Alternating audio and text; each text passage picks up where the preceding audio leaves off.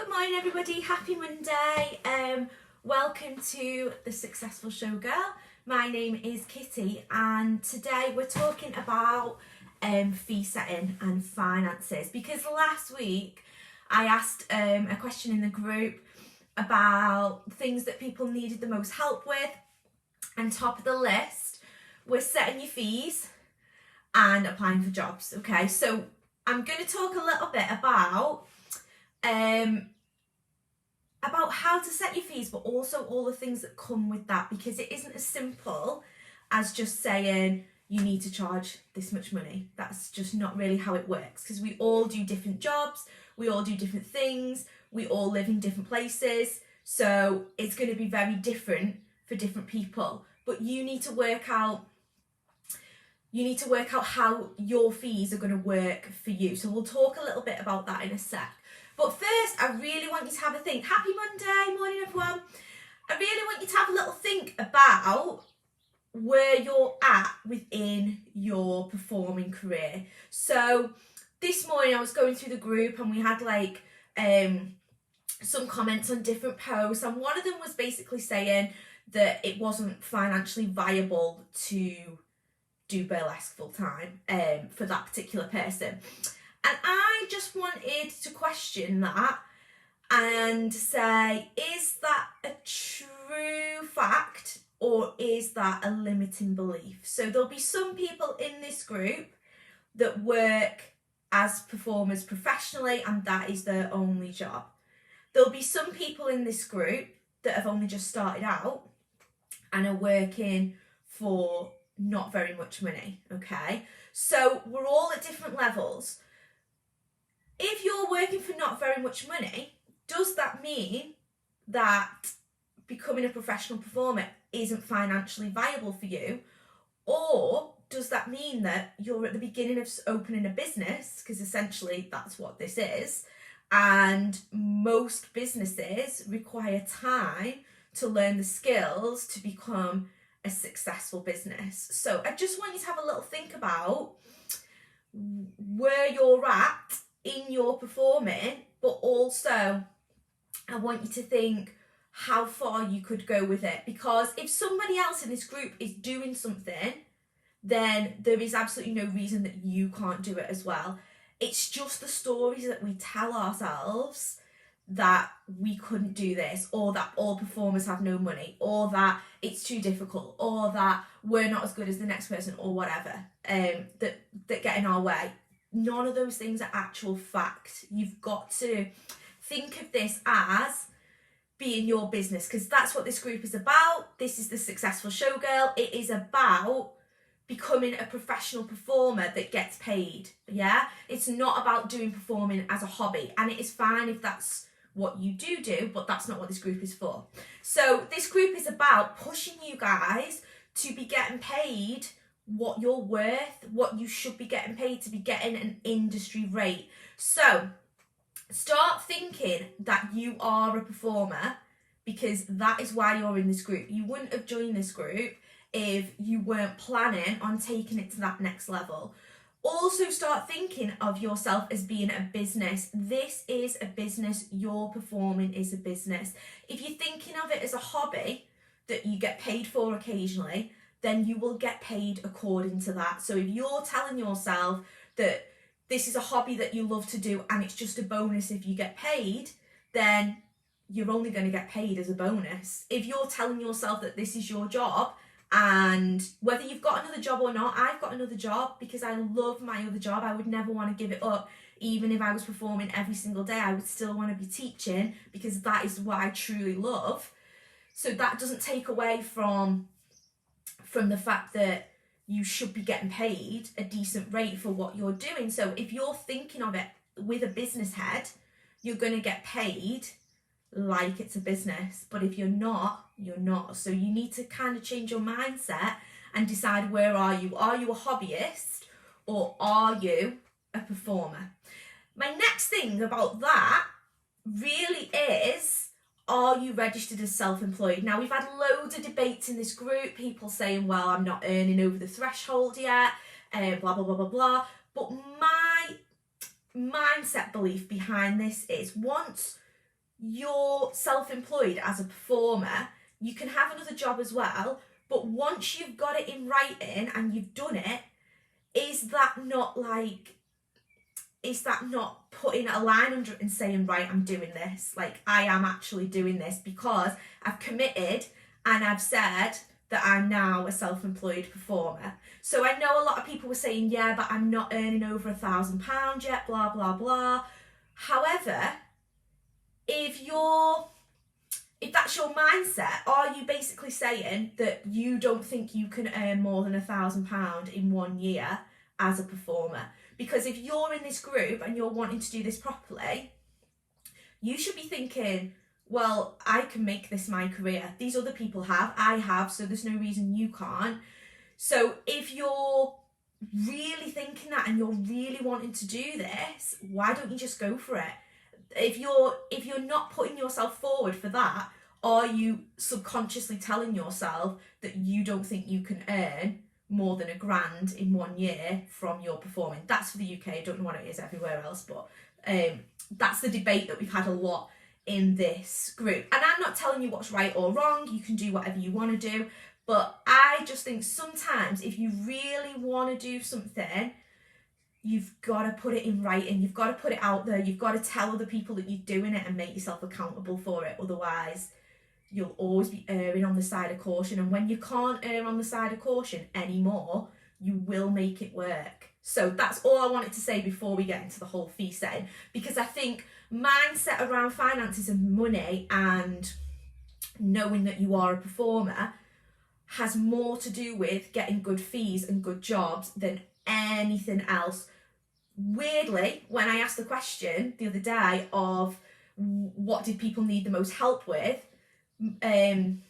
applications and fees came top, but mindset came bottom. That was like one of the lowest things. And in fact, if you've not got a good mindset, business mindset or money mindset or success mindset going on, you're not going to get either of those things done well. So start thinking about changing your mindset to the fact that you are a performer, not a newbie performer, not an aspiring performer, but a performer that is going to earn money from this as a business. So let's get into the actual fee setting. So when you're setting your fees, there is no right or wrong, and this is what people struggle with. We all love to just get told, do this, but it doesn't work like that. We all live in different places. We all live in different countries. We all, even within the burlesque scene and the circus scene itself, we all have different levels that we need to be at and different needs and wants. So first thing you need to do really, oh thanks Sarah. Everyone always says they love my hair, but it's because this is the only time I make an effort doing my hair in the week. So I'm always like, oh thanks. Anyway, let's get back to the money situation. So setting your fees really is about what you need.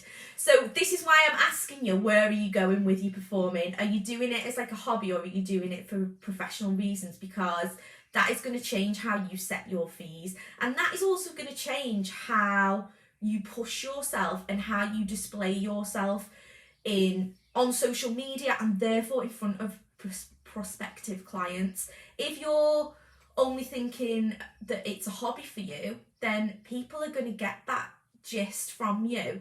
Whether you realise that or not, people are going to think, oh, this person just does this for fun, so I'm not going to pay them the same amount that I'm going to pay somebody who does it all the time. That's just what people are going to think. So you need to start taking on board that identity of that this is your job, whether you've got another job or not. That's why that's important. So when you're setting your fees, you really need to know, one, what is everybody else charging for that kind of job? So you need to do a bit of market research. I'm not going to say in this country they charge this and in this country they charge this. That would take me forever to work that out. If you really want to do this, you need to get off your butt and start finding out what other people are charging. You've got a group here of 900 people that you can ask that question in, and not one person has ever asked that question. So maybe today somebody needs to ask the question, what do you charge for this? What do you charge for this? I live in such and such a place. What do you charge for this? I live here. If you don't ask, you're never going to know. And also for the people who are professional performers, I think we really need to move away from this idea of being so secretive about our fees. We cannot on one hand complain about people undercutting us and then on another hand not be open with what we charge, because how the hell are these people not meant to undercut us if they don't know what we're charging? Like, we have to be more honest about the industry rates and where we are all at and what we are all charging. If we don't do that, it's just no good for anybody. But there is a massive secrecy around what people charge, and I don't know whether that's just an our industry thing or whether that is a societal thing because it's to do with money. I don't know, but I really feel like we need to start having honest conversations about this. Otherwise, people can't market research where their place is within the industry. So I would say at some point this week, you need to do a little bit of market research, look on job posts and see what they're offering to pay for certain things. Ask in this group what people are charging. You know that I will always happily tell you what I charge for anything. I've openly said it on here. So if you want to ask the questions right now while I'm on live, I will happily give you the answers to how I charge or what I would pay for somebody else, okay? So you can ask me that at any point. You also need to think about yourself. You are not here to please other people. You are here to get paid, to get money, to live, but you also want to do a job that you love. So you need to think about what you need to earn for you to get enough money to live off or to have the kind of life you want. And that is only going to happen if you sit down and do a budget of how much you need, one, to cover any expenses, not just your direct expenses for a job, but I'm talking about your overall living expenses, your rent, your car, your phone bill, all those things. Then you've also got to take into account how much extra money you want to have at the end of a month. So if you want to have like expendable income where you can go out, where you can go on holiday, where you don't have to worry about money, then you need to add that into that amount of money as well, and then have a grand total of how much you want to earn every month. Now, you might already have another job, so you know that so much of that is covered by your other job, okay? Or you might not. You might be like me, where everything I do is self-employed, so I have to know how much I need each month to live so that I can work out what I'm aiming for. And I don't just want to be aiming for the bare minimum. I want to be aiming for like having some expendable income so that I can do other things, so that I can reinvest into my business, so that I can put some money away for my tax bill at the end of the year. There's lots of different things that you need to take into account. Once you know that figure, then you need to decide how many days do you want to work. If you've got a full-time job, 9 to 5 through the week, you're probably not going to be wanting to work Monday to Friday. You're probably thinking more about weekend gigs. So then you will have to work out how many weekend gigs you can do. If you've got kids, that might not be as easy, so you might only be able to do one gig every weekend. So in that case, that overall total of money that you need minus your other job needs to be divided by 4, because you'd only be able to fit in 1 gig a weekend, so that's 4 in a month, isn't it? And that will be your fee. So let's say, for example, I need to earn, I'm going to make it easy for myself maths-wise, 4 grand a month, okay? But I have another job, and that job gives me 2 grand a month. So I'm now working with 2,000 because I took that off. I already know that I've got like 2,000 in the bank anyway. Then I think, oh right, so I only want to work 1 day every weekend because I've got other things going on. So then I'm going to take the number 4 and divide that 2,000 by 4. And that's going to give me 500. So that's how much I would need to charge for each gig. Now, if that is something that you're never going to get, then you need to rethink how you're going to go about it. You might think, right, well, I might have to work 2 days every weekend. or I might have to train in something specialist that I can charge 500 quid for, because if I'm doing something like standard burlesque or whatever, the likelihood that you're going to get that amount of money is minimal. But if you've got some kind of specialist act, contortion or aerial or some kind of like fire show that's like its own thing, or martini glass act or whatever, then that is totally feasible. So this is why I can't just give you an exact fee. You've got to go away and do the work for yourself. And I know people find that hard because you do just want to be told, but it just doesn't work like that. You have to know what you want to get out of it and what you need to cover all your expenses. Otherwise, it's just an arbitrary figure. So your challenge today is in this group to ask how much people charge for said acts, the ones that you are going to be doing, so that you know and have an idea of what is going on in the industry. If you don't do the market research yourself, then you're just not going to know, because nobody is going to do it for you. There's so many different countries, there's so many different places, there's so many, even within burlesque, sometimes I will be charging 500 quid and sometimes I'll be charging 100 quid. There's just so many different levels, and you really need to sit down and work that out for yourself, but you've also got to know what's worth your while and what's not. So for me, I only want to work like 1 or 2 nights a week. I don't want to work every night, so I'm going to charge more. And if somebody's not willing to pay it, I'm not that bothered. Like, it doesn't matter to me, but I'm only going to do it if I'm going to get what I want to get. Other people have different priorities though, so please sit down and have a really, really good think about those different things. If you need some help, ask in the group. People will help you. That's what the group is for. And if you're really struggling, I've got a course for you. It's 25 quid and it literally walks you through every step. You get a workbook with it. You can work all the figures out for yourself, and that can help you along the way. But the best way to do it is just ask. If you don't ask, you don't get. So I hope that was helpful. I'm sorry I can't just give you a number, but that is just not how it works. Everybody's got different numbers that they work with, and you're going to be the same. But my biggest piece of advice is that you really need to consider yourselves as performers and not just somebody that's doing this as a hobby, if you want to get paid what you're worth. Because otherwise, if you don't see yourself like that, other people aren't going to see you like that. So you've got to portray that to other people so that they know your worth as well.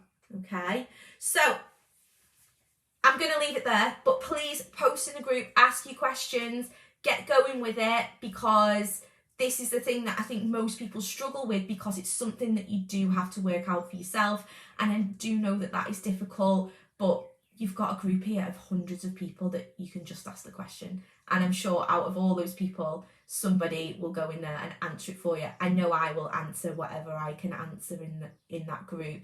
So if you direct your questions in there, I will answer anything you need to know. Jessica, challenge accepted. What did you charge for your first stage performance? I've done online shows, but want to step on to stage. Right, okay. So I'm guessing this is for burlesque. So for me, the first stage show that I did was a residency. So it was a regular booking that I did every week, and I used to get like 70 quid for that, as it was like a little mini cabaret show. But that was probably like 5 years ago now. I was doing like a couple of acts within that, and that was something that I did regularly. It wasn't a one-off, so you're always going to expect a lower fee for something that you do on a regular basis. If it's a one-off thing, I would be expecting more than that.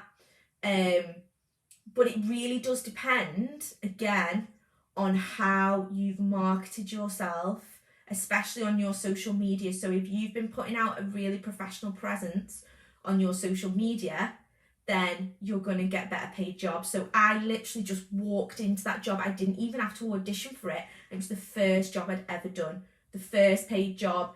I'd never done any performing jobs before. And I walked into that because I'd created a great social media presence. I'd made it look really, really, really professional, and they just gave me the job on the spot. So that is why I'm always banging on about how important it is, especially when we did that content creation challenge, how important it is to create a really good business page where you're showing your best work, because that changes somebody's mindset about you who is looking in. That reaches the people that you want to reach before you ever even send them that job application email. So that's why I find that so important. I think that is like step number one in everything: creating a persona, getting seen, and creating a relationship with these people that you are going to work for eventually, so that when you do send that application off, they're viewing you as that professional performer, as that person who they've seen doing work and they know is reliable, and they've seen other people saying great things about. Then you're more likely to get a better fee. So that's the only way I can answer that. Again, it's trial and error. You've just got, and you can always say to like somebody, I would just say, well, what do other people normally charge? If I really didn't have a clue, I would say, what do other people normally charge? And I'd go around that. But again, that leaves you open to people taking the piss, doesn't it? And saying, oh, well, people only charge 20 quid and only wanting to pay you 20 quid. So I think you really do have to have an idea from other people of what they're charging, so that you're not going to get ripped off, but you're also not going to be going in like massively high as well. So I'll leave that there today. Good luck with your little task this week. Find out, let's make a little directory of what people are charging in different places, so we all know where we're at, and then we can all have like honest conversations about fees, so we're not undercutting each other, and we are helping the industry, because every time we undercut somebody, we're basically undercutting future us. So when we become more successful, we don't want other people charging less and less and less, because eventually then there's going to be no industry left, is there? So I just want you to have a little think about that. And yeah, so good luck with that today, and I will see you tomorrow. Today I'm going to do, not today, this week I'm going to do a live every day on a different aspect of my course that I've got coming up, because I think there's lots of different things in there that we need to build up in order to be putting out that professional look. So tomorrow we'll talk about your socials. On Wednesday we'll talk about marketing. On Thursday we'll talk about applying for jobs. On Friday we'll talk about all the stuff that comes with it, like all the legal stuff, risk assessments and all that business. So I'll see you all through the week. Have a lovely week and get asking those questions. Bye bye.